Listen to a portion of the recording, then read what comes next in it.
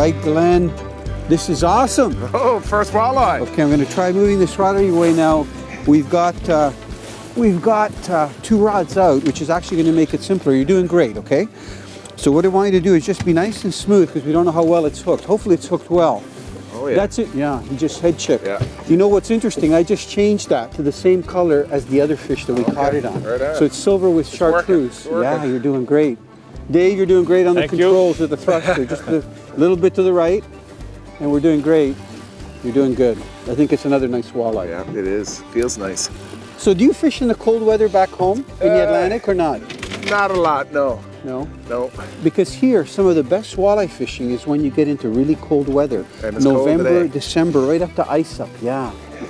Okay, so Minus you're doing 10 here great. today. How much line is left on the counter? 100 feet. Okay, I'm going to get the net out. You just keep doing that.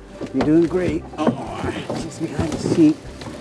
You know, we got all this gear, and it's very important. We're fishing out of a boat that Glen actually manufactures.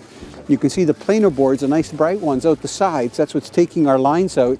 This may be a bigger fish. Yes, I think. Oh, yeah. You're doing good. Nice. You're doing good. Nice fish. Man, oh, man. He might be a monster. Bring it on. You'll tell all your friends. I mean, this is what stories are made out of. It's cold. is. You can see we've got our toques and headgear on. Yeah, here he comes. Okay, nice fish. Oh, nice fish. Okay, now back up now. We don't want to reel any closer because that's a lot of torque on that fish. Yeah, so just back up if you can and lift the rod up. We don't want to get him anywhere near the thrusters. Just lift the rod up. Oh, what a nice walleye. Oh, he's only on by 1 hook. Glen, Get back. Okay, we got him in there. Oh, he threw the back hook. He's just on the front hook. Look at the belly. I mean, we can't really expose our hands because it's so cold out. It's about -10. Let me get that line out of there. Isn't that a gorgeous walleye? Lovely fish. Beautiful fish. Now, if you could do me a favor, in that zipper, see where the vice grip is? There's a tape measure there. I want to get a tape measurement on this so that we've got an idea of how big they are. Now, this is a classic trophy walleye from the eastern Lake Ontario basin. And these fish are about to go up into the Bay of Quinte. You see behind me there, those big tall smokestacks. That's Lake Ontario. Okay, let's try and get as accurate. Oh, hugging a walleye here, man, in this cold weather. They're hard to hold on to. Hold on a sec here. Come on. You know, they're so thick, I can't get my hands around.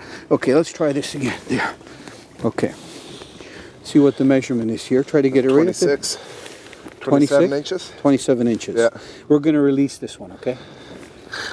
Don't you start crying on me, okay? You got some walleye fillets. I don't like releasing Isn't fish. that a nice fish, Dave? Beautiful fish. Look at And the they're hard belly. to hold on to, yeah. Now what I'm going to do, if you can get the hook out of the net, because the air temperature is so cold and the water temperature is about 43 degrees, it's much better on the fish for keeping him out of the water. So even though we're handling him as little as possible, and it's tough when you're wearing gloves and stuff because it's cold. Yeah, just put it back in the well. I've got the walleye in there.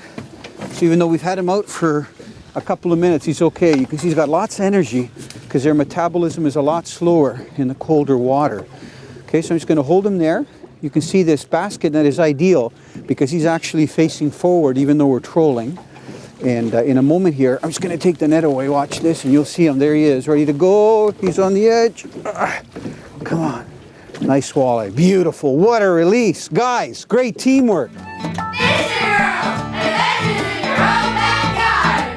Ladies, do you know what this little critter is? No. It's not a normal insect because he lives in the water. This is called a nymph, and it's the aquatic stage of an airborne insect. This is probably a mayfly. So after it comes out of the water, and look, to me, it looks like a little dinosaur crawling around. He actually turns into an insect that flies into the air. Now, these invertebrates, that's what they're called, they're family of animals because they don't have a backbone, are very important in any kind of water, whether it's a pond, still water, or whether it's a stream, because a lot of fish feed on invertebrates and nymphs in the wintertime and in the summertime. So if you ever want to fly fish, one of the best flies to use, it's called a nymph because it looks like this little creature. Who wants to hold it? Okay, here, put your hand out. We're going to put him right on your hand. Look at, isn't he neat?